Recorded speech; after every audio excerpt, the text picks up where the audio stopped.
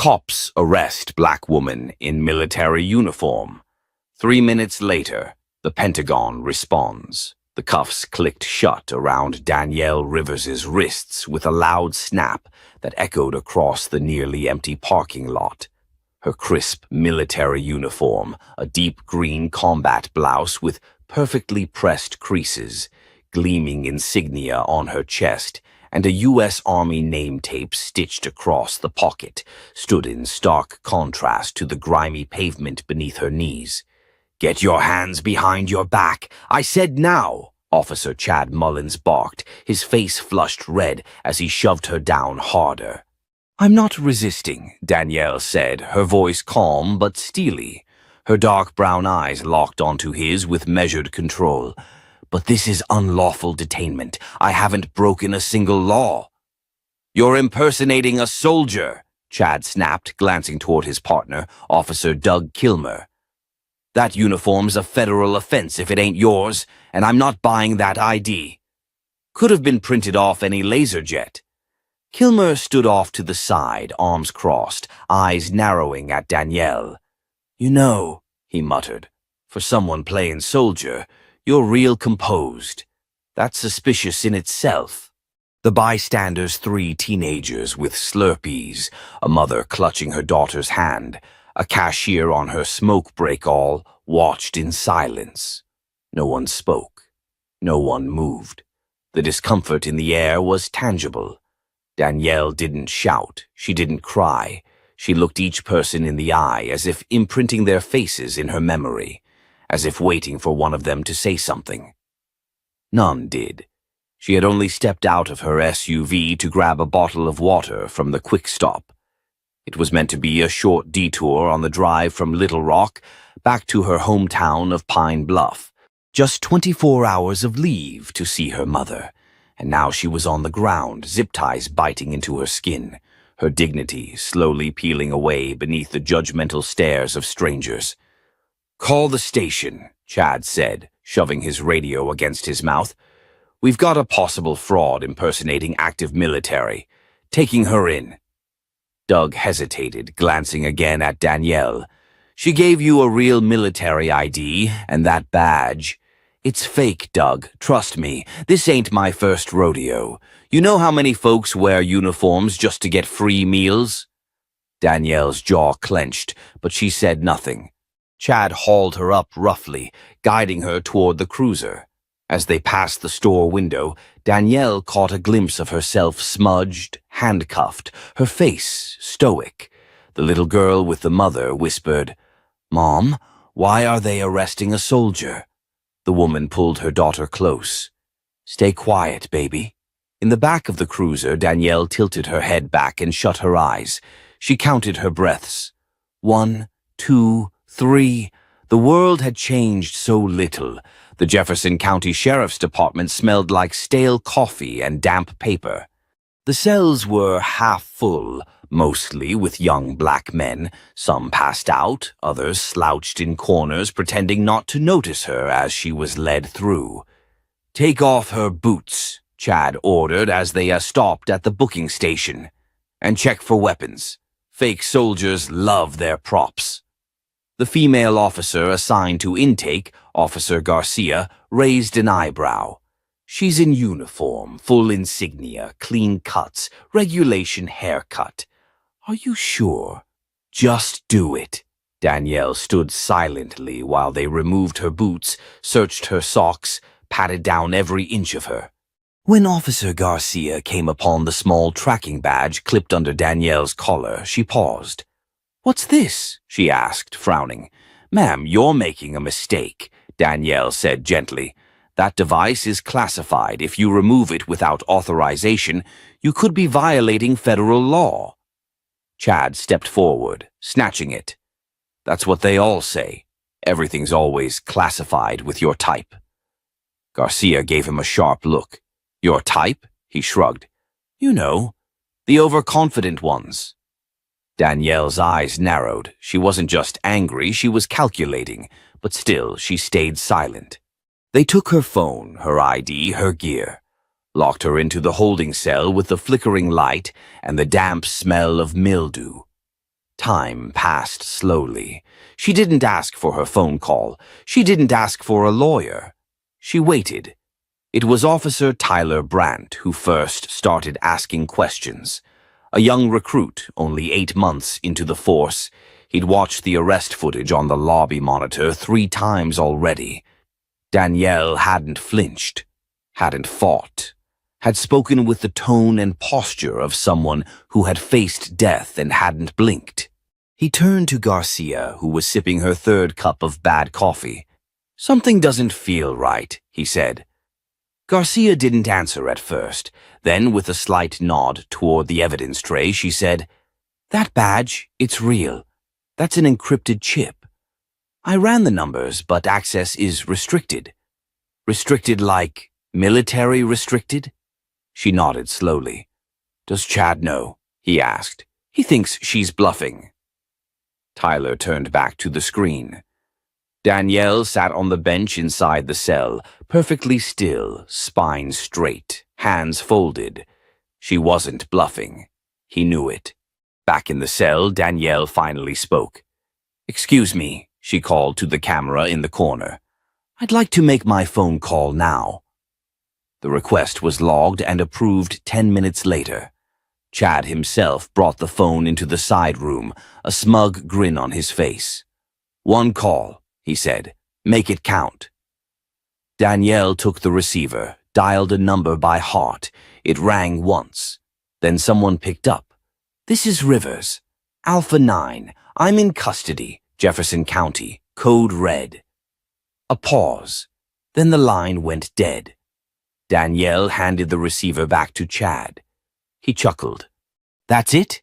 That your big play? Ain't nobody coming for you, lady." But even as he spoke, a sudden beep erupted on the wall-mounted police scanner. Then another, and another. Rapid codes being entered into the system, words like override, authorization breach, and Pentagon relay protocol. "What the hell is this?" Garcia muttered, eyes widening as her terminal blinked red and black. "This isn't local. This is Department of Defense." Then came the low rumble. From outside. Engines. 6 black SUVs rolled into the parking lot like sharks slicing through water. Men and women in black suits and tactical gear stepped out in synchronized motion. One of them held a badge, not police, not FB, but something even higher. Chad stared out the window, his mouth falling open. "What the?" The front doors of the station burst open, and just like that, the silence was gone.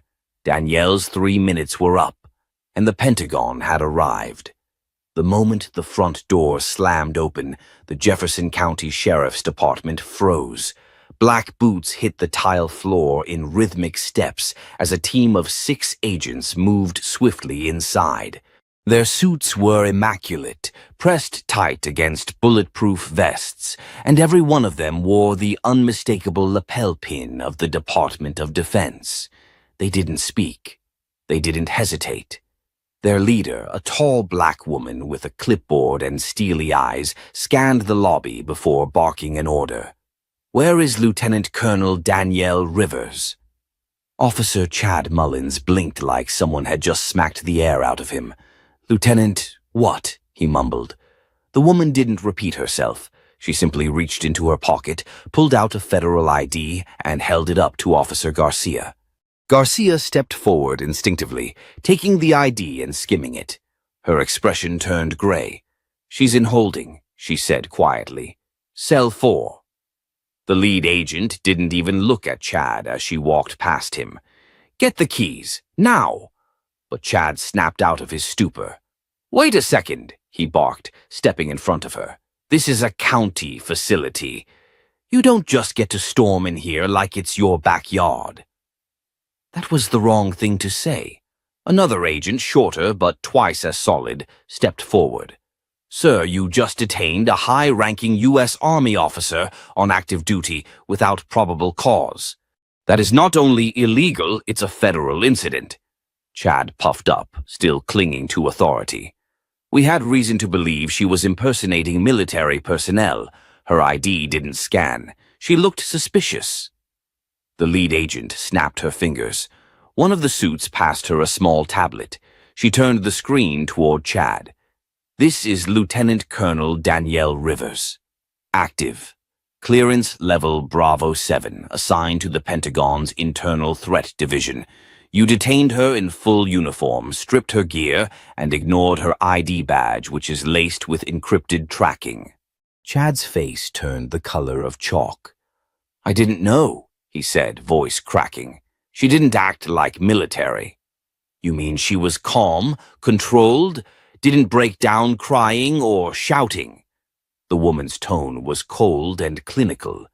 Is that your profile for an impersonator, Officer Mullins?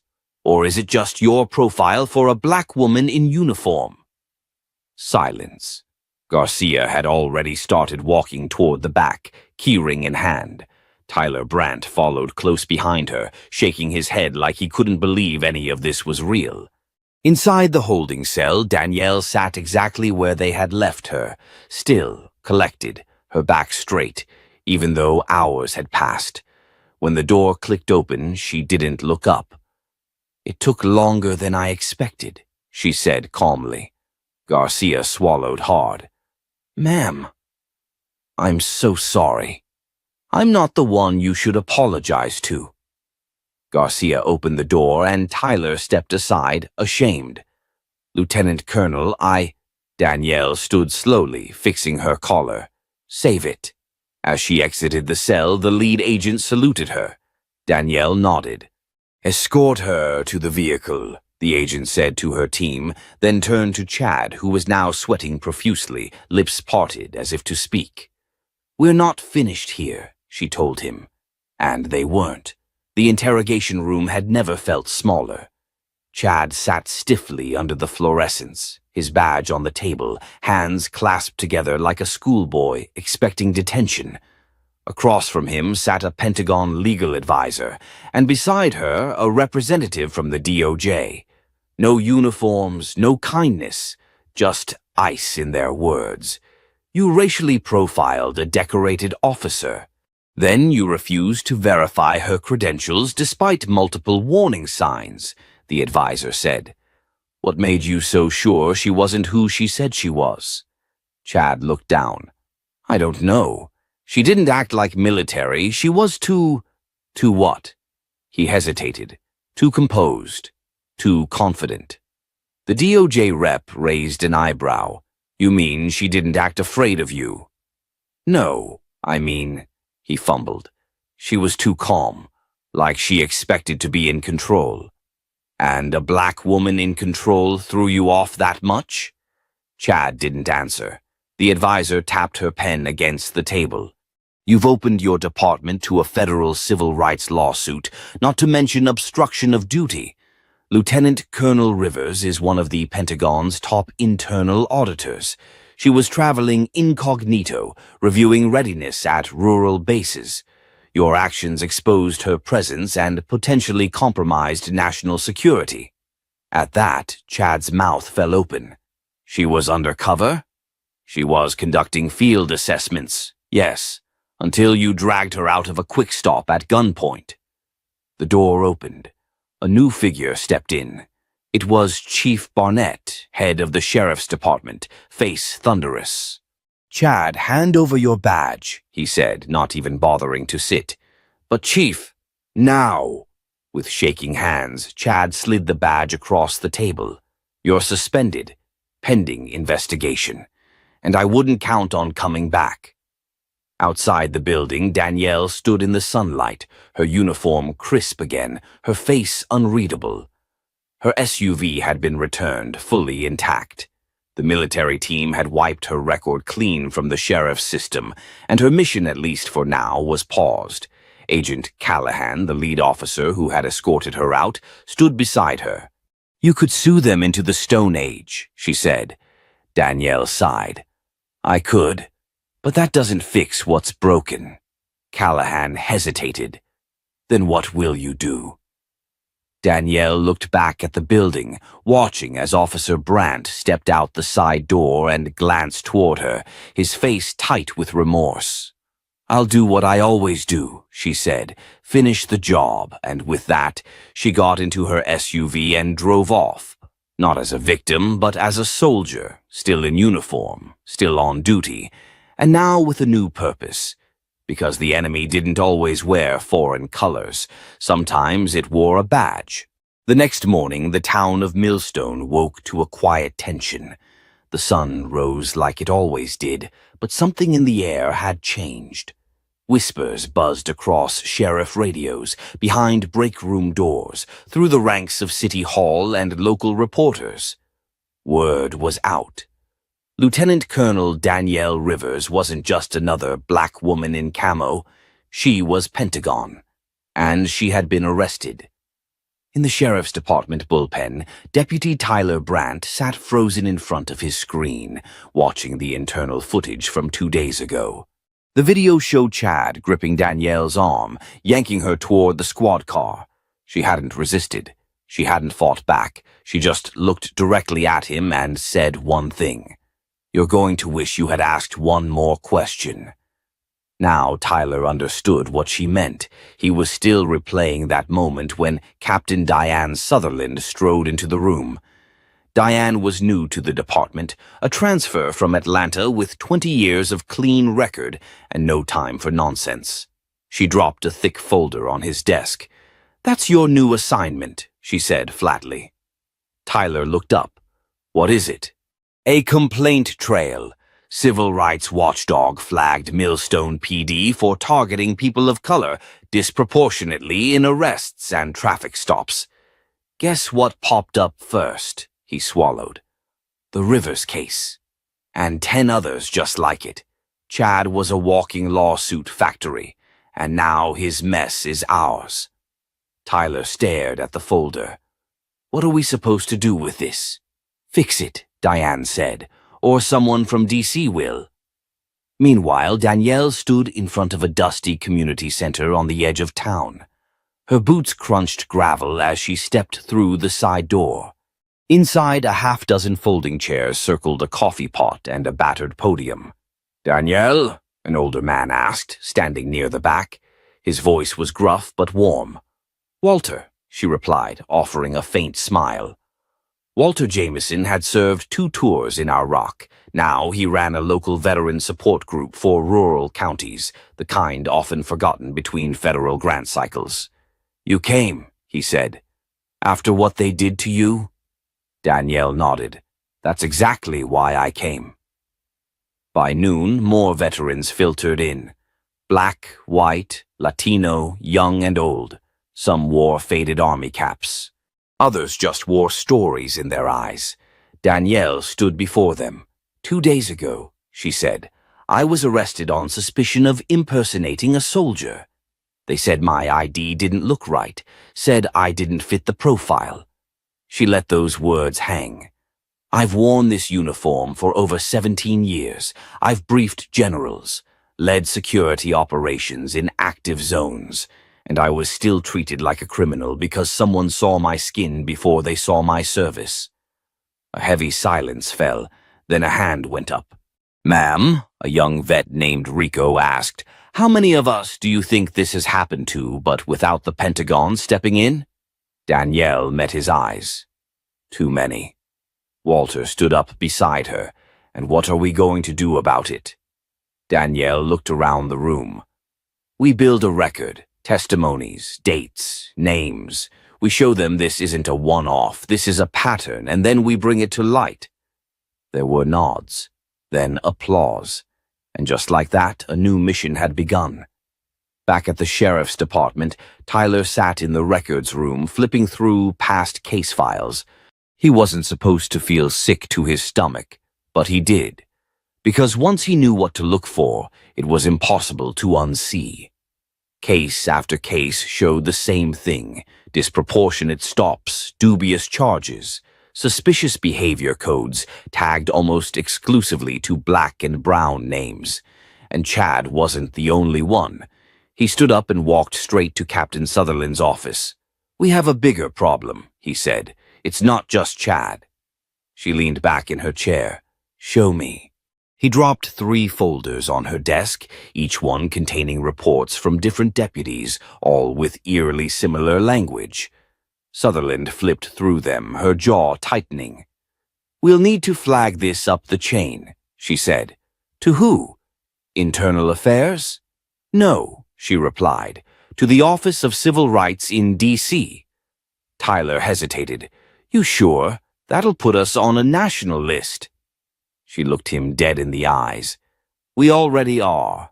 That night, Danielle sat at her kitchen table, sorting through testimony forms from the veterans group. Her phone buzzed. Unknown number. She answered. "This is Colonel Rivers." A clipped, firm voice came through. "Lieutenant Colonel, this is Commander Nash with the Pentagon's Internal Operations Division. We've received your preliminary report from Agent Callahan. You're requesting a special audit." Danielle exhaled. "Yes, sir. You understand that if we approve this, it's no longer just a civil matter. It becomes a federal intervention." "I understand." A pause.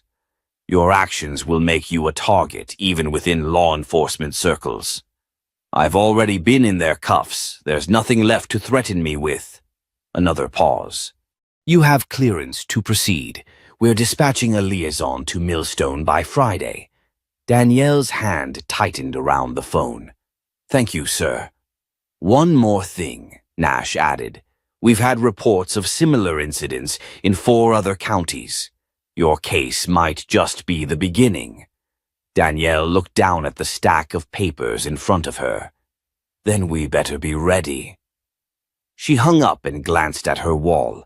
Photos of her deployments, her father's old medals, and a framed citation from the Pentagon hung in quiet pride. Now she was in a different kind of war. Not one fought overseas, but one buried in plain sight, right at home. The courthouse was buzzing long before the doors even opened. News had traveled fast. A decorated black military officer arrested in uniform, footage leaked, and now whispers of a pending federal audit. Millstone wasn't just a town anymore. It had become a flashpoint. Protesters lined the sidewalk with signs that read, "Justice for Danielle and being black isn't probable cause." Reporters angled for spots near the courthouse steps, cameras already rolling. Inside, Danielle Rivers sat calmly in a plain gray suit, not her uniform. Her hair was braided back neatly, her eyes focused. She wasn't here as a symbol today. She was here as a plaintiff. Across the aisle sat Sheriff Gene Maddox, wearing a dark suit that didn't hide the sweat gathering at his collar. Next to him, Deputy Chad Wallace looked less smug than usual. His lawyer whispered to him, but Chad kept glancing at the back of the room like he expected someone to walk in and save him. Judge Marilyn Cortez, an older Latina woman with a reputation for precision, stepped onto the bench and gavelled the room to order. "This hearing is now in session. We are here to determine whether the arrest of Lieutenant Colonel Danielle Rivers constituted unlawful detainment, racial profiling, and violation of civil rights under state and federal law." Danielle stood as her attorney. A sharp and eloquent man named Marcus Colby opened with the footage. The arrest played out on screen, the aggressive approach, the refusal to verify her credentials, the dismissive tone. A collective gasp echoed as Chad's voice barked out from the speakers. "You don't look like no soldier I've ever seen." Danielle didn't flinch, but Chad did. The judge's eyes narrowed. The defense attorney tried to recover, launching into a weak argument about confusion in the field and unfamiliar ID formatting, but Marcus shut it down. "There's no ambiguity in that footage. That wasn't confusion, that was discrimination, and it's not isolated." He held up a stack of papers. "These are sworn statements from over 30 veterans in this county alone who've experienced similar treatment, most of them people of color, some of them not even in uniform, but all of them disrespected, dismissed, and dehumanized." Then he paused. And if that's not enough, let's hear from one of them. The courtroom door opened. A man in his early 60s stepped in, wearing a simple Navy veteran cap and a jacket bearing the scars of time. He walked slowly to the stand and raised his hand. "State your name for the record," the clerk said. "Walter Jameson." "And your service?" "United States Navy, 1979 to 90. Marcus approached him. "Mr. Jameson, can you describe your experience with this department?" Walter nodded slowly. "Last year I was pulled over for a broken tail light. Didn't have one. Told the officer I was heading home from my grandson's soccer game. He asked if I had warrants. Said I looked nervous. Had me sit on the curb for 30 minutes while he searched my car. Didn't find anything. Didn't apologize either. Did he ever ask if you were a veteran?" "No, sir. Didn't care." The courtroom was silent. Back at the defense table, Chad shifted uncomfortably. Walter glanced across the room at Danielle. "Seeing what happened to her? That's why I'm speaking up now. Folks like us, we get quiet, but she didn't, and that matters." At recess, Danielle stepped outside for a breath of air. A few reporters rushed over, but she raised a hand. "Not now," she said, and they backed off. From the corner of the courtyard, a woman in a dark skirt suit approached. "Lieutenant Colonel Rivers?" Danielle turned. "Yes?" The woman flashed a badge discreetly. "Rebecca Nash, Internal Operations, Department of Defense. I was sent by Commander Nash. I believe we spoke on the phone." Danielle nodded. "You're earlier than expected. The Pentagon doesn't wait when their people are arrested on American soil for wearing their uniform." Rebecca stepped closer. "I've reviewed your testimony and the background reports. What you've uncovered here, it's bigger than a single department." Danielle's eyes narrowed. "How big?" "We're talking potential class action implications, state-level corruption, maybe federal. Some of these officers are linked to training academies in other counties. If those institutions are feeding this behavior, it's systemic." Danielle let that sink in. Rebecca continued. "We need your help building this case. Quietly. Public pressure is good, but we need structure, not noise." "I can do both," Danielle said, "but I won't disappear into a back room. People are watching now. They need to see it through." Rebecca nodded. "Understood. Just be careful. The deeper we dig, the more dangerous it gets." Danielle looked back toward the courthouse doors. "I didn't come this far to stop halfway." Inside, Sheriff Maddox sat at his table with shaking hands. His aide leaned in. "They're going to subpoena internal emails, Gene," he grunted. "Then we stall, buy time, deny knowledge." But it was already too late. That afternoon, Marcus submitted a flash drive into evidence. On it were emails between Maddox and his deputies. The language was ugly. Racist slurs, jokes about black drivers, mockery of names from military IDs. The courtroom shifted from tense to stunned. Judge Cortez slammed the gavel. "These emails will be reviewed in full. This hearing is adjourned until tomorrow morning. But let me be clear, what I've seen so far is deeply troubling." She stood, her eyes locking on Maddox. "And if this is the culture of your department, Sheriff, I suggest you prepare for a much bigger reckoning." The room emptied slowly, the air buzzing with outrage. Danielle walked out, not with a sense of victory, but with resolve. This wasn't over, not by a long shot. And by morning, Millstone would no longer be the town that quietly tolerated injustice. It would be the battleground where it was forced to face it head-on. Danielle sat quietly in the back seat of the black SUV, her hands resting in her lap, eyes fixed on the courthouse growing smaller in the side mirror. Across from her sat Rebecca Nash, now without her sunglasses, her tone clipped but calm. "You understand what we're about to walk into?" Danielle gave a curt nod. "A hornet's nest." Rebecca didn't smile. "Worse, a federal web." They pulled into an underground parking deck beneath the Millstone County Admin Building. It was nearly empty, silent except for the low hum of fluorescent lights overhead. The air smelled like damp concrete and secrets. "This isn't just about your arrest anymore," Rebecca said, turning off the ignition. "We traced emails from Maddox's department to state-level security liaisons and a military recruitment board."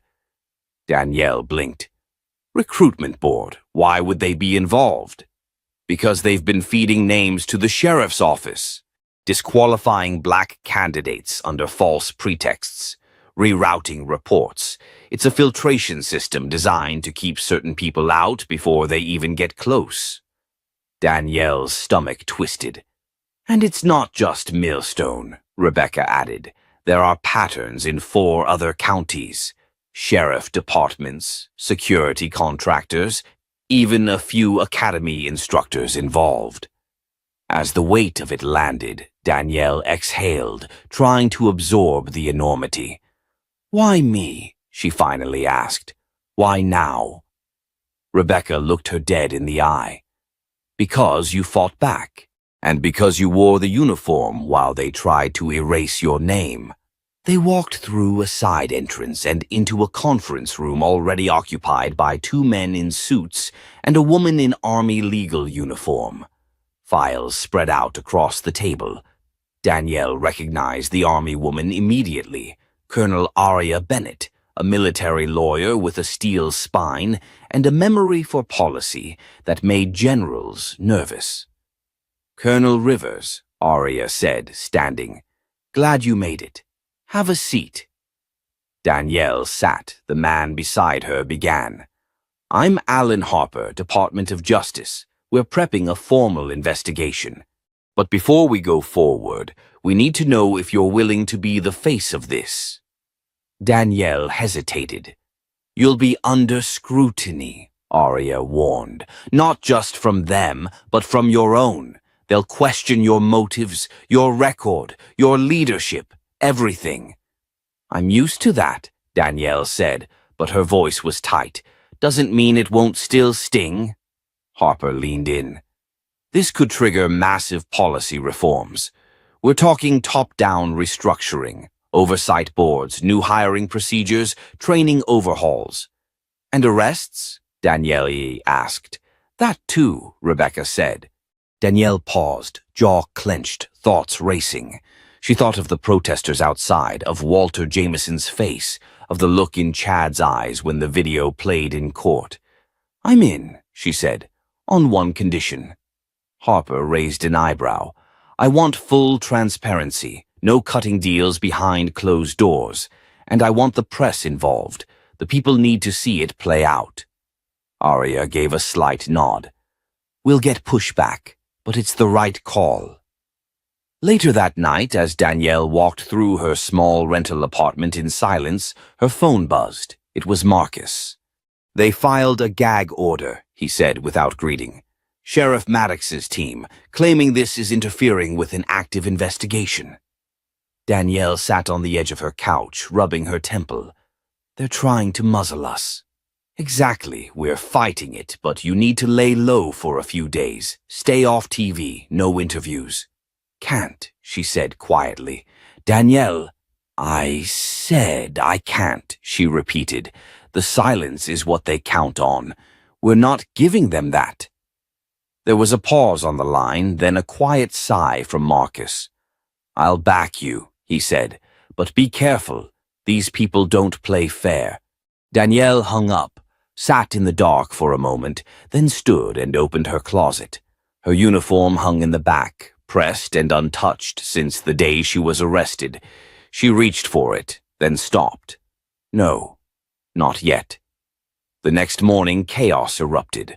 A local paper had published excerpts from leaked internal emails, slurs, recruitment filters, even an email thread where Chad Wallace joked about staging arrests for training exercises on minority teens. The story went viral in hours. National networks picked it up. News trucks parked outside the sheriff's office. Reporters camped at the courthouse. Protest crowds doubled, then tripled. Military veterans, Black, Latino, Asian started showing up in full dress uniform in solidarity. The pressure mounted fast. And then, just after noon, Sheriff Maddox called a press conference. He stood behind a wooden podium in front of the Millstone courthouse, flanked by his lawyer and two nervous-looking deputies. Reporters buzzed. Cameras rolled. "I want to state clearly," Maddox began, "that this department has always upheld the law. We are cooperating with investigators, and I will not comment on allegations taken out of context." A reporter shouted, "What about the email that called Lieutenant Colonel Rivers a walking diversity checklist?" Maddox's face flushed. "Taken out of context," he repeated. Then another reporter yelled, "What about the leaked footage showing Wallace laughing after her arrest?" Maddox's lawyer stepped forward. "We will not be answering questions pertaining to—" But before he could finish, the crowd parted. Danielle stepped forward, flanked by Colonel Aria Bennett and Marcus. She didn't say a word, just stood silently at the edge of the press line, arms folded, watching. The cameras swung toward her. Maddox faltered. He looked at her, then at the reporters. The moment cracked. One of the deputies at Maddox's side, a young man named Eric Rowe, stepped away and crossed the line, walking toward Danielle. "I'm done," he said quietly, taking off his badge and laying it on the concrete at her feet. Gasps rippled through the crowd. Maddox's face turned white. Danielle didn't move. She looked down at the badge, then at Maddox. She didn't smile, but the message was clear. "Your system's cracking, and we're not done yet." By morning, the town was no longer whispering, it was roaring. Danielle awoke to a flood of missed calls, media requests, and one simple text from Rebecca Nash. "He's cracking. Let's push." Sheriff Maddox's public statement had done more harm than good. The press had dissected every word. The badge drop by Deputy Eric Rowe had gone viral. But that wasn't the real blow. The real earthquake hit just hours later when someone inside the department released surveillance footage from the night Danielle was arrested. The video was raw, time-stamped, and damning. It showed Danielle standing calmly outside the grocery store, holding her military ID and trying to de-escalate. Wallace's voice could be heard, sneering, mocking her rank, calling her a prop with a badge. Then came the rough takedown, no resistance, no cause. CNN looped the footage for hours. MSNBC cut to a live debate. Even Fox News, hesitant at first, started raising eyebrows at how the incident had been handled. Inside the Millstone County Administrative Building, Sheriff Maddox was unraveling.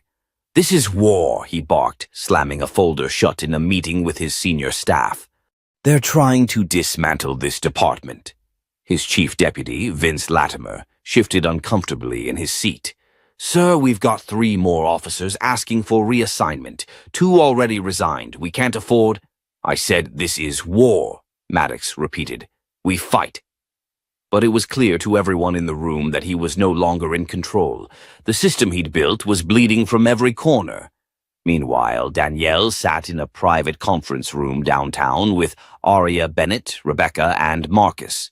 A Pentagon liaison had just joined them via secure video call General David Renner. Square-jawed, gray-haired, and notoriously no-nonsense, he didn't waste time on pleasantries. "Colonel Rivers," he began, "I need you to understand the weight of what you're doing." "I do, sir." "This won't be a tidy investigation. There will be retaliation, political blowback. The Pentagon is already fielding calls from senators, governors, donors. Some want us to sweep this under the rug." Danielle didn't blink. "And what do you want to do, sir?" Renner paused, his jaw flexed once. "I want to make sure no soldier in uniform ever has to experience what you did. But if we go forward with this, if you testify before the Senate, you'll be a national figure. You won't get your privacy back. Ever." She nodded. "I've already lost enough. I won't lose my voice, too. Renner gave the slightest nod. Then we're behind you. Fully. Hours later, Danielle was on her way to the courthouse again, this time to speak at a public oversight hearing called by the state legislature. The room was packed with reporters, lawmakers, and citizens. The air buzzed with tension. She sat at the witness table, uniform pressed, ribbons gleaming on her chest, flanked by Rebecca and Marcus. Her voice didn't waver once. She spoke of the night she was arrested, of the degrading words, the unnecessary force, the attempts to erase her credentials, the silence she endured for weeks. Then she turned her testimony outward. "This isn't just about me," she said, her voice rising. "This is about every service member of color who's been told, directly or indirectly, that their service doesn't count, that their sacrifice is conditional, that their uniform doesn't protect them once they step off base and walk into the world." The room went still. Outside, the streets of Millstone had transformed. Protesters lined the sidewalks. Veterans in uniform stood shoulder to shoulder, saluting as Danielle entered and exited buildings. Handwritten signs read, "She served, they hurt her. Justice for Rivers." But the real twist came that evening when Rebecca pulled Danielle aside with a tight, unreadable expression. "There's something you need to see," she said, handing Danielle a tablet. It was another leaked document. But this one wasn't about Danielle. It was about Sheriff Maddox. A confidential memo written 3 years prior from a former Department of Defense contractor. It detailed Maddox's involvement in a private security deal overseas where military-grade equipment was transferred to local law enforcement without proper federal tracking. "You're saying he smuggled defense gear into Millstone?" Danielle asked slowly. Rebecca nodded. "And falsified the procurement paperwork to make it look like federal surplus. Why would he? Control, power. He turned this department into a fortress. Look at the riot gear, the armored trucks, the military-grade drones, all illegal." Danielle's blood ran cold. "That's treason." "It's worse," Rebecca said, "because he's been using that gear on civilians, on protests, on our people." They sat in silence. Then Danielle said, "We bring this forward tomorrow." Rebecca didn't smile. "We already did." The next morning, federal agents raided the Millstone County Sheriff's Office. Doors were busted open, hard drives seized, officers handcuffed and escorted out. Chad Wallace tried to run. He made it 2 blocks before a federal marshal tackled him face first into a patch of gravel. Sheriff Maddox was not in his office. He wasn't at his home either. He had vanished. The media exploded. And Danielle? She stood at the edge of the chaos, watching it all unfold, the wind lifting strands of her hair. Marcus came up behind her. "They're saying Maddox might have crossed state lines. He's wanted now." She didn't answer. She looked toward the courthouse, toward a system she once believed in, and whispered, more to herself than anyone else, "We're not done until every brick of that old house is torn down and rebuilt." And she meant it. The hum of the city had changed. Millstone, once a quiet southern town where no one challenged authority, now buzzed with anticipation. The raid on the sheriff's office had blown the lid off everything, but the storm wasn't over. It had just changed direction. Danielle stood in the war room of a secure federal facility in Atlanta. The Pentagon had upgraded their involvement from monitoring to active operations. Her face was everywhere, news screens, interview clips, Senate hearing previews.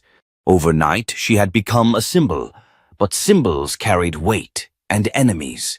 "We traced Maddox's vehicle to Birmingham," said Agent Marquez, flipping through live satellite images.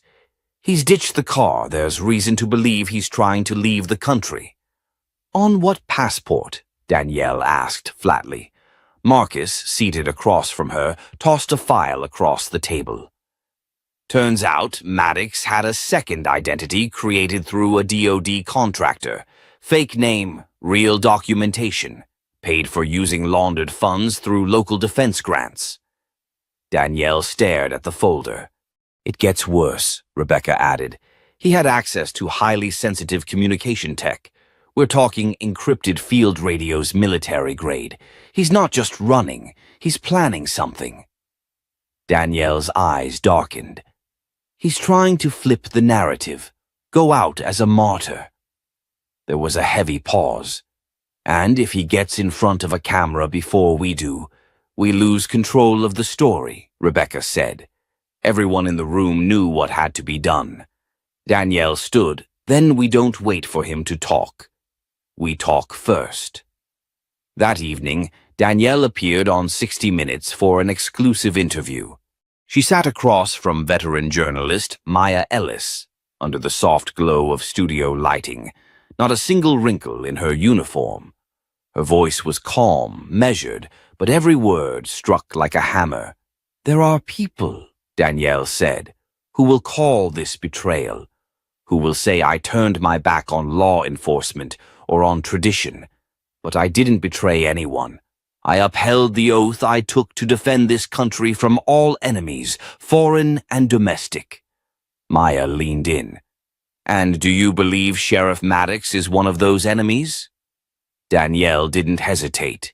I believe that when someone uses power to harm the people they swore to protect, they become the very threat they were hired to stop. The nation held its breath.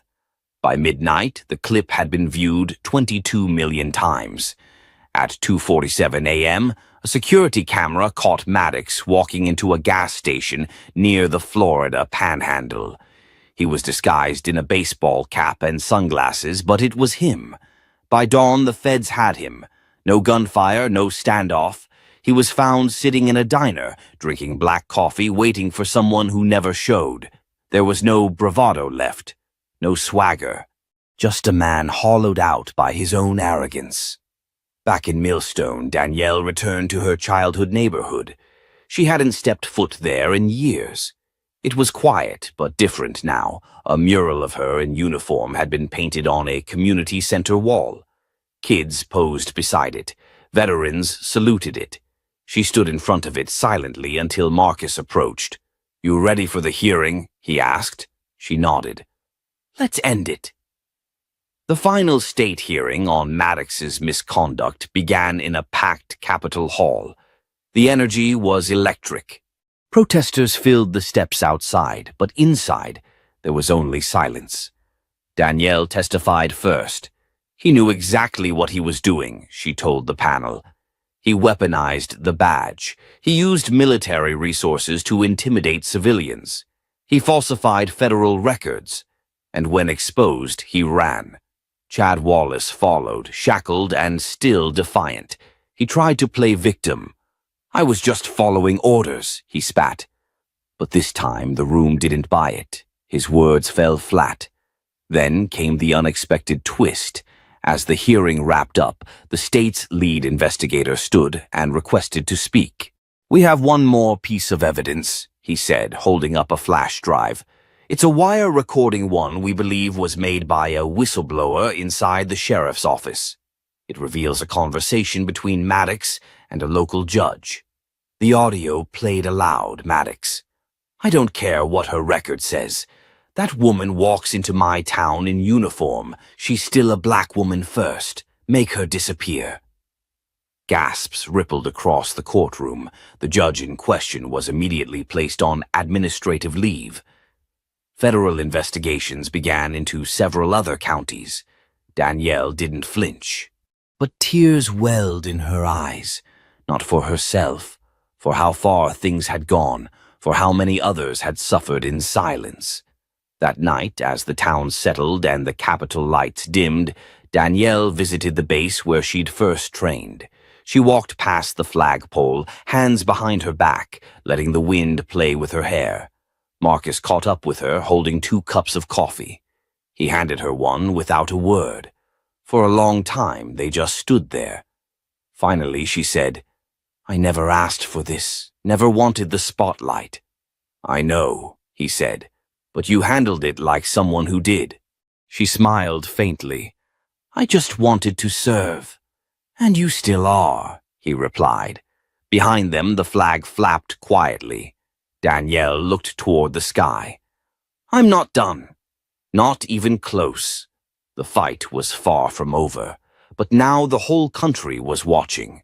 Rain drizzled softly on the steps of the U.S. Capitol as Danielle Hayes stood before a podium, her uniform crisp, her posture unwavering. The marble columns behind her loomed like silent witnesses. Reporters crowded the plaza, microphones pointed like weapons, hungry for a final word. But Danielle wasn't there for spectacle. She was there for truth. Injustice doesn't start in silence, she said, voice steady but full of fire. It starts in whispers behind closed doors, in unchecked power, in the people who look the other way. And if we're not brave enough to speak up, it grows, it spreads, until someone stops it. The crowd was hushed, hanging on every syllable. I didn't wear this uniform to be seen. I wore it to serve. I wore it to protect those who were told they didn't belong. And if one woman, one soldier standing her ground in a small town can shake the walls of power, then imagine what all of us could do together. Cameras flashed, thunder rolled in the distance, but no one moved. Then she stepped down, no victory lap, no celebration, just purpose. The fallout was seismic. Sheriff Maddox was formally charged with conspiracy, obstruction, and violation of civil rights under color of law. 3 deputies turned state's evidence, implicating an entire network of small-town corruption that had festered for years under federal radar. The judge caught on. The wire was removed from the bench. Dozens of past rulings were reopened. A statewide task force was created to review systemic abuses in rural policing.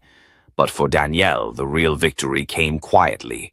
She walked into a classroom on Fort Bragg, not in full dress uniform, but in a simple polo and jeans. A group of young cadets sat waiting, unsure of what to expect. I'm not here to lecture, she said. I'm here to make sure you know what you're really signing up for. Service means something, and so does silence. One cadet raised his hand. Ma'am, were you scared when they put hands on you? She paused. Yes, I was terrified, but courage isn't the absence of fear. It's doing what's right while you're shaking. A murmur of respect moved through the room. Weeks later, a little girl approached Danielle at a veterans memorial. She couldn't have been older than 9.